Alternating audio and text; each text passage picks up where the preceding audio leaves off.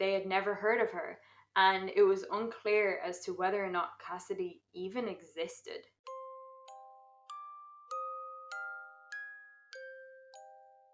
Hey guys, welcome back to my channel. If you're new here, please do subscribe, and if you're old here, hello again. My name's Kate Philpott and I cover true crime and missing person cases on my channel.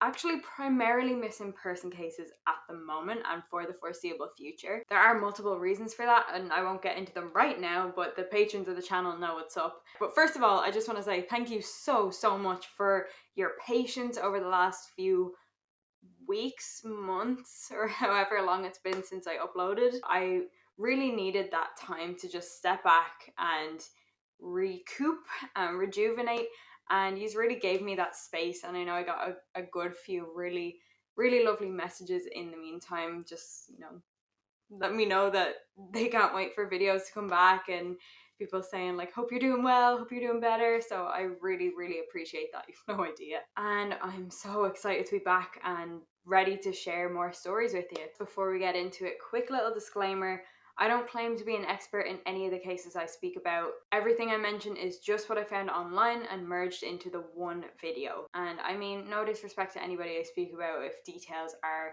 you know, inaccurate or left out, anything like that. Alright, let's get into this case. Jermain Charlo was an Indigenous woman from a reservation in Montana, and one Friday night in June 2018, she was out in a bar and she left the bar and was never seen again. Now, we know people don't just vanish, so what in the world happened to Jermain? Before we get into her disappearance and the lead up to her disappearance, because there's a lot more than her just walking into the abyss, I want to tell you a little bit about Jermain. As you can see, she was absolutely beautiful. She was also a mother of two young boys, Thomas and Jacob, and she was very sociable. And just like 99% of other 23-year-olds, she was constantly on her phone, constantly on social media. And she would actually post a lot on sites like Facebook, Snapchat, TikTok, and Instagram. And when someone is very active on social media, it does make it, I guess, easier to know when something is awry and when alarm bells should be raised, because it is so unusual for there to be a total radio silence. Jermain also worked part-time in a bar, and actually the week after her disappearance, she was due to start her firefighter training because her mother had actually been a firefighter and she really admired that. Also, at the time of her disappearance, she had just started dating a guy called Jacob Love, and they were probably only a month or so into dating and they seemed really happy. They were spending a lot of time together, and from the perspectives of her family, they were in the honeymoon phase. Alright, now let's dive into the circumstances surrounding Jermain's disappearance. So that night, Friday the 15th of June, Jermain went out to a bar called the Badlander, and this is in Missoula, Montana. Nobody really knew if she went out to anybody in particular, but she was a very sociable person, like I said, and she knew a lot of people. And all that was really known about her plans at this point was she was going to a bar, and afterwards she was going to be staying over at Jacob's place, but Jacob was actually out of town. She was just going to be staying in his house overnight. The next thing we know is the following morning, Vicky, which was Jermain's grandmother, had received a missed call from Jermain from the night before. But obviously at this point, this was morning, so it was hours since this missed call. And Vicky obviously tried to call her back, but Jermain didn't answer, and she didn't call her back all day then. This was incredibly unusual for Jermain, as you can imagine. And after that Friday night, Jermain didn't post on any social media ever again. Also extremely unusual, particularly within those first few days. If someone goes from posting all the time to a complete radio silence, something must be wrong. Vicky went on then to call Jacob, who also hadn't heard from Jermain at all, although he had tried to call her. But according to him, someone answered the phone and then immediately hung up. And he did use the word someone. By this point, they were starting to get quite worried. They called the whole family, they called hospitals, women's shelters, her friends, and so on, anyone they could think of, and nobody had heard from Jermain. It really was like Jermain was there one minute and she was gone the next. She just disappeared off the face of the earth. But we know that's not exactly possible. So what is going on here? Certainly by the Sunday, there was absolute panic. She'd now been gone for 2 nights without anybody hearing from her or without her being active on any social media. But I am going to hone in a little bit on that Friday night because a little bit after her disappearance, some CCTV surfaced. And it was CCTV from the Badlander, the bar that she was at. It showed Jermain outside for some time, moving from group to group, just chatting to people. Nothing seemed off, and it was after midnight, before the bar closed actually, that she walked off down a dark alley and into the night. And that was the last official time that she was seen. And frustratingly, there were several cameras along this dark alley, but by the time police got around to asking for them, all of them had been erased. Well, bar one, but I'm guessing nothing actually came from the one that wasn't erased. But the thing was, law enforcement really didn't take it seriously from the beginning. I mean, Jermain was reported missing to Flathead Tribal Police on the Sunday, and only to Missoula Police on the Wednesday, because they made it very difficult to even file a missing person report. According to Missoula Police, a detective was assigned the following day, which would have been the Thursday, bearing in mind she went missing on the Friday previous. But this detective only worked one day and then had a 3-day weekend. So now, the lead detective on this case currently is Detective Guy Baker, and he was actually only assigned to the case 11 days after Jermain went missing, but he is taking it seriously. Authorities at the time were very keen on talking to Jacob Love, her boyfriend at the time. He, of course, said that he had no clue where Jermain was. And in all fairness, that probably was the case, because at the time of her disappearance, he was over 200 miles away. Remember I said he was out of town. But there was also another man that played quite a large role in Jermain's life, and that was Michael DeFrance, her ex-boyfriend, and also the father of her 2 kids, and also the last person to ever see Jermain alive. I know. So on the night Jermain disappeared, she was actually seen in another bar called the Dark Horse a bit earlier in the night. This would have been maybe around 10 p.m. and she was seen there with a man, and this man matched the description of Michael DeFrance. So they got some drinks and they sat down and were talking for quite some time, but according to witnesses, Jermain seemed more interested in her phone than the guy that she was with. Now, I don't know about you, but I certainly have a lot of questions. Why did they go out together that night? What were they talking about? It couldn't have been a date, because Jermain was all loved up in her new relationship. I suppose though, and I say this with all due respect, 100%, but stranger things have happened. I mean, her boyfriend was out of town, but then if we're going down that route, we don't know if she was trying to hide Michael, the ex, from Jacob, the boyfriend, or Jacob, the boyfriend, from Michael, the ex. But even still, Michael had a new girlfriend at this point, so it's probably more likely that she was trying to hide her new relationship from Michael. And in fact, she was. You see, the night before, Jermain and Michael had actually been out as well. And at the end of the night, she ended up running away from him because he was shouting at her, asking if she was dating anyone and if she wanted to get back together with her. And she told this to Jacob, but she was very clear with Jacob that she was keeping their new relationship a secret from Michael. But more on that in a little bit. So when they spoke to Michael, he said he dropped her off at Orange Street Food Farm, which is only a 5-minute drive from the Badlander bar. But he then changed his story and told them that he actually dropped her off just up the road from there, like quite a way up the road. And this is on the Friday, by the way, the night Jermain disappeared. But did he genuinely not remember? I mean, he had been drinking that night, so maybe there was an element of that. Or was he just trying to cover something up and going back on his story? Michael also told police one thing and Jermain's family another thing about where he left Jermain that night as well. So he's making it really difficult to trust him, honestly. And the thing about Orange Street Food Farm is it was in a very quiet area, and there weren't many lights, and in the middle of the night there wouldn't be many people either, so it would be likely that nobody would see or hear anything that went on there. I mean, that's very worrying in itself. Michael also said, "I knew I should have followed her." So essentially saying that when he dropped her off, he had this instinctive hit that he should see her home safe, but then he ignored that instinctive hit and went home.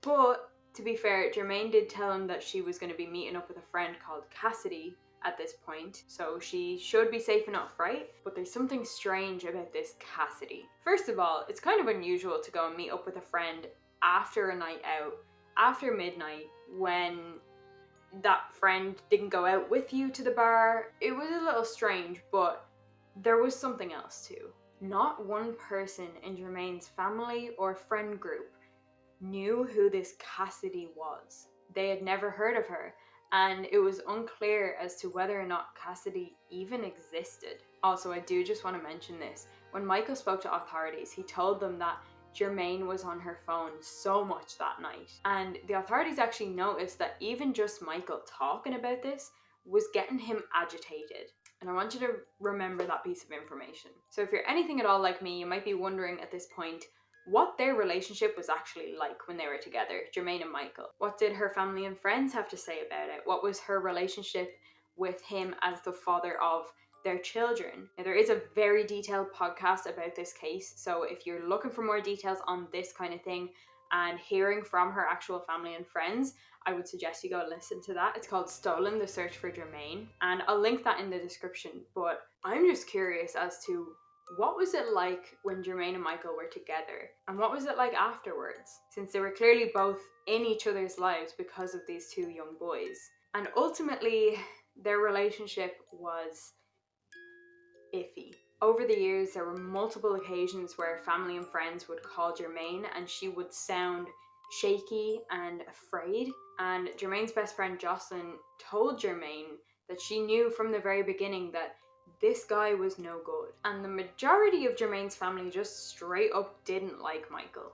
And I say majority and not all because Jermain did have one uncle who got on quite well with Michael, but even at that, he had spent the night with them at some point, like they all were staying in the same house, and he woke up in the middle of the night to the sound of them fighting. In fact, multiple family members had witnessed them fighting and had also witnessed even physical violence between them.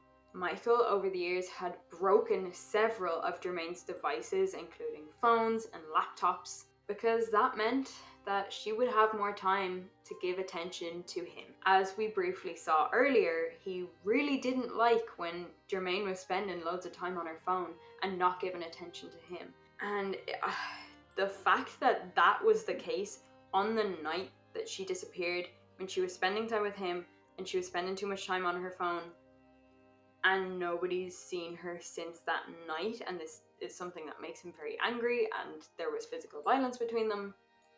My mind is running away with me. I'm sure yours probably is as well. But I also couldn't not mention this bit. In April of 2017, Jermain posted on Facebook, and this post was really, really concerning. She said, "People think it's fun to be in an abusive relationship.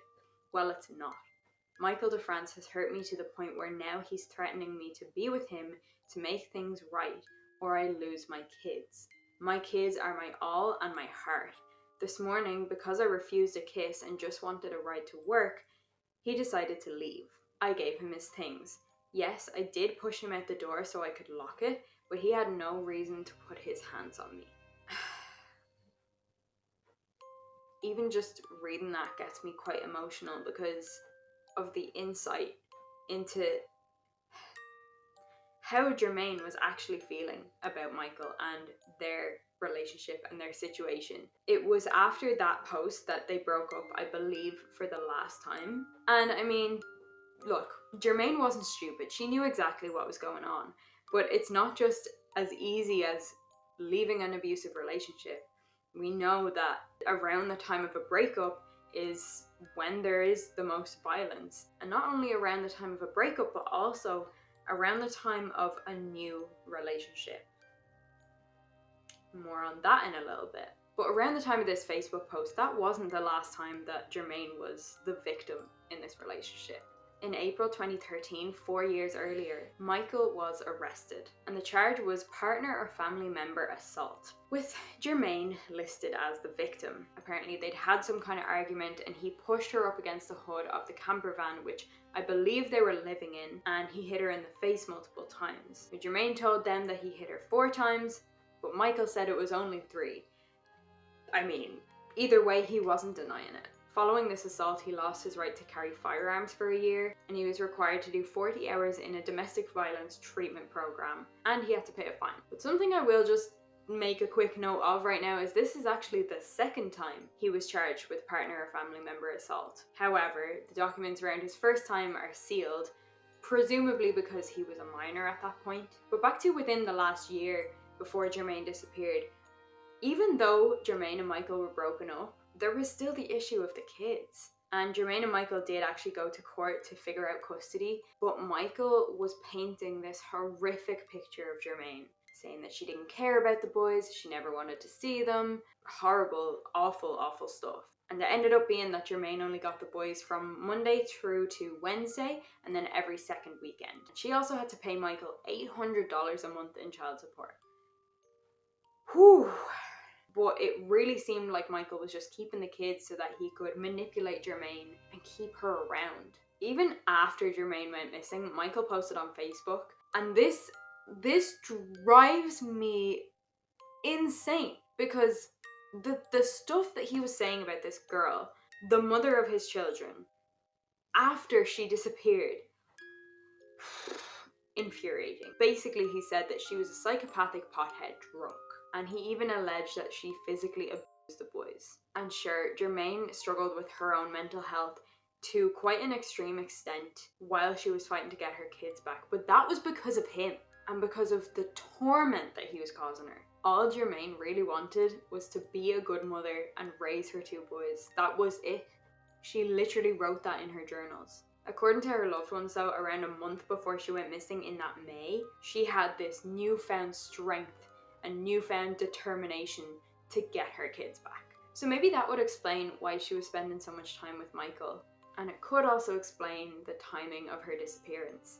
I'm sure her newfound determination to get her kids back would really piss him off. What's also interesting about the timing of her going missing was that only a week before Jermain went missing, Michael and his girlfriend broke up. So maybe he was trying to get back with Jermain. Just like the night before she went missing when he was shouting at her, asking if she was dating and all this stuff. And the last thing to top it all off is Jermain's last public Facebook post was her changing her relationship status to in a relationship. Now, let's get into the small amount of forensics that we have in this case. Something I haven't even mentioned yet is Jermain's phone. Like I said, she always had her phone on her. She always was active on social media. This phone could provide some serious answers around her whereabouts on the night she disappeared. And it was actually located. Well, kind of. They don't have the physical phone, still to this day, but they know where it was between 2 a.m. and 10 a.m.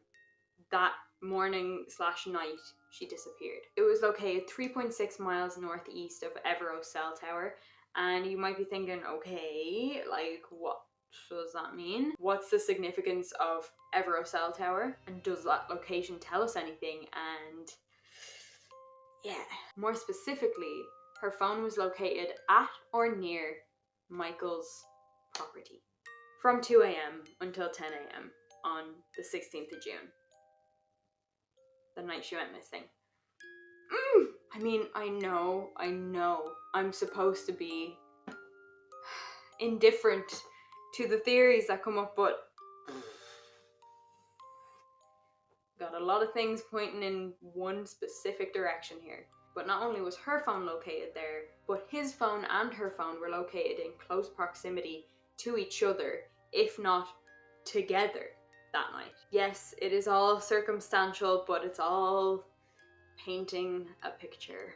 But okay, why could he have Jermain's phone? We know that they were together that night, so maybe playing devil's advocate, she left it in his car. But we also know that he had been abusive towards her and manipulative towards her, specifically around devices, so maybe he took it off her in order to manipulate her, because he really hated how much time she spent on her phone.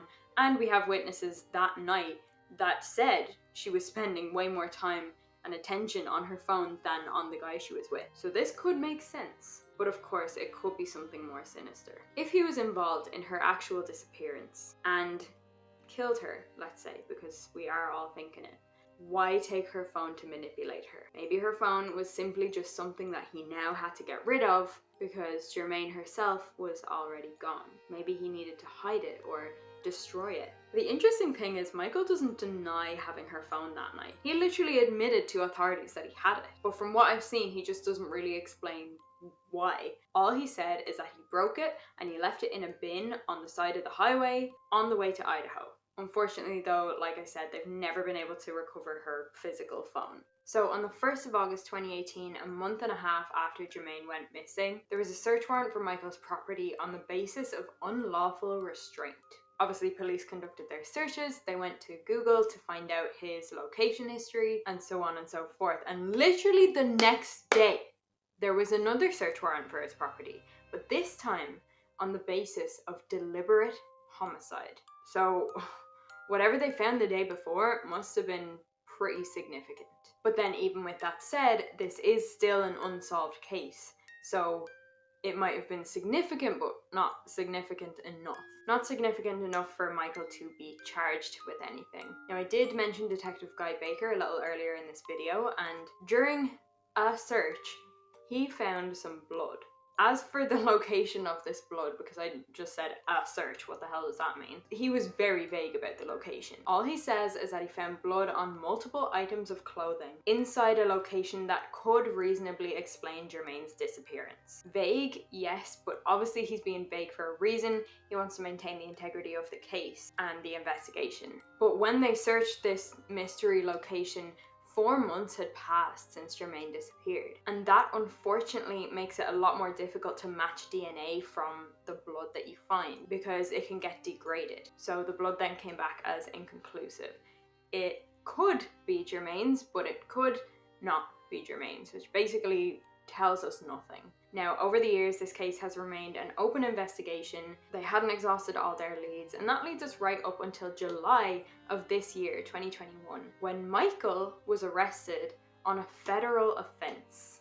He was charged as a prohibited person in possession of firearms. And this was based off something that had happened years prior while he was in that year period of not being allowed to have firearms. The maximum sentence for this crime is 10 years in federal prison, a $250,000 fine, and then 3 years supervised release. But after he went to court for that, he was released.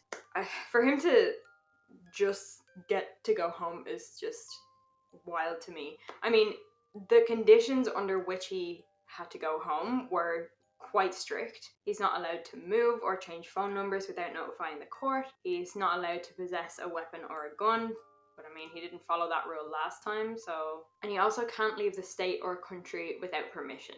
And if he breaks any of these rules, he will go back to jail. I'm guessing this was on a state or local level, because more recently than this, there's been another update and he went to federal court. I mean, I'm not altogether sure how that works. Again, my brain just kind of switches off with this stuff, so I just don't really understand it. But in federal court, Michael pleaded not guilty, but the trial date itself has been vacated and there hasn't been a new date set for trial. So it's kind of a bit of a waiting game there. I'm sure there will be updates on this over the coming months. But his defense team are also hoping to file a third motion to dismiss the federal charges. Alright, look. Overall, in this case, something needs to happen. And this is why I talk about these cases. It's not just like, hey, here's this story. It's, hey, this family still don't have answers. Her 2 young boys don't know where their mother is. They're growing up without their mother, and they're gonna forget who she was. If there's a chance that they can get their mother back, oh, wouldn't that just be incredible? In order for things to move on this case, something needs to happen, like a confession, or maybe someone should come forward with some secret or something they saw. Maybe they were threatened not to tell anybody.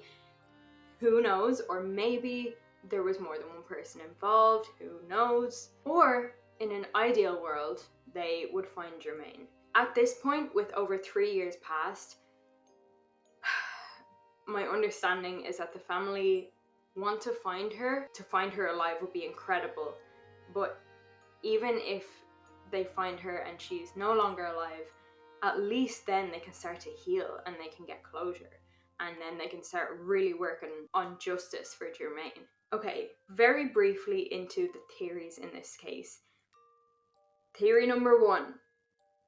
You guessed it, that Michael DeFrance had something to do with Jermain's disappearance. Basically, that he killed her. I mean, if we look at the fact that he was her ex, that's one thing. He was abusive towards her, that's another thing. I mean, they were together for, I believe, around 8 years, and he showed so many signs of manipulating her and physically hitting her, using her children to manipulate her. Also, let's look at the location of her phone. It was in close proximity or with his phone on the night she disappeared from 2 a.m. to 10 a.m. And it was also tracked to at or near his property on the night she disappeared.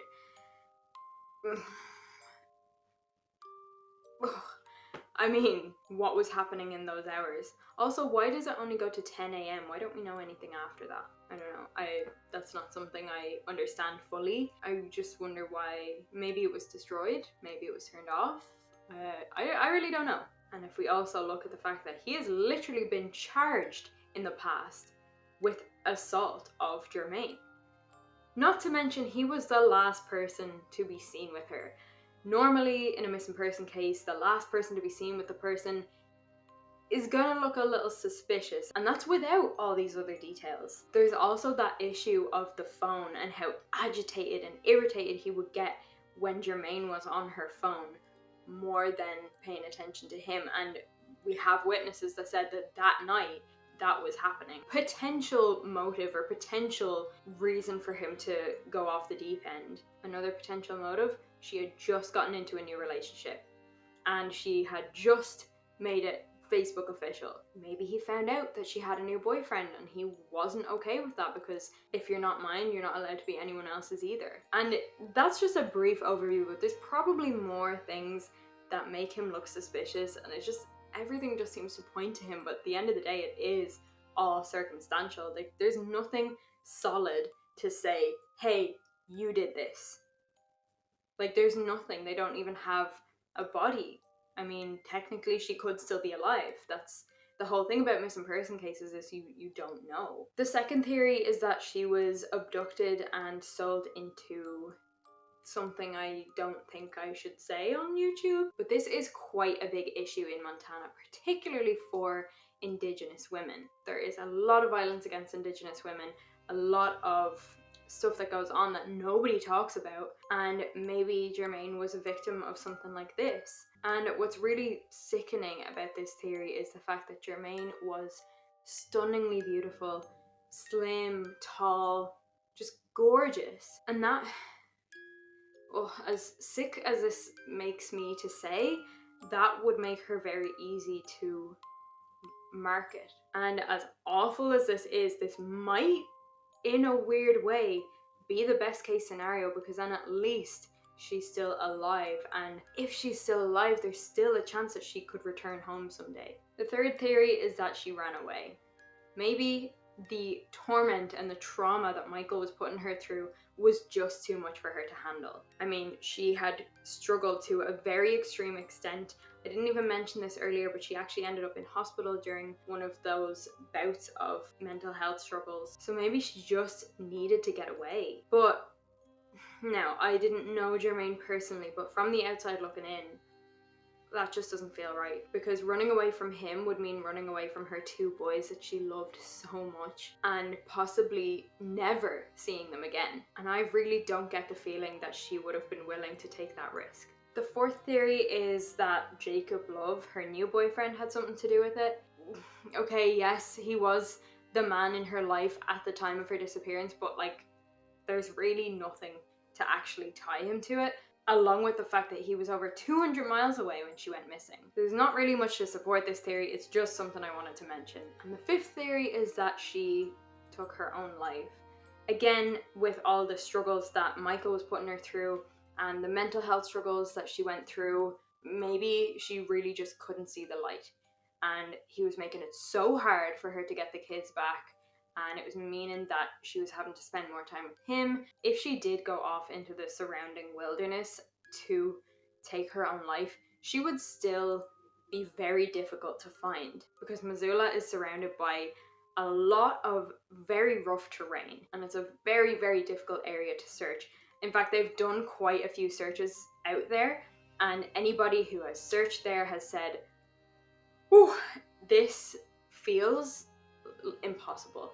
Like, way, like 100,000 times worse than a needle in a haystack. But guys, let me know what you think about this case and what you think happened to Jermain. It's probably fairly obvious what I think. I really just couldn't pull myself away from that one theory that is just outrageously ringing alarm bells for me. But at the end of the day, innocent until proven guilty, and they don't have enough evidence to prove him guilty of anything.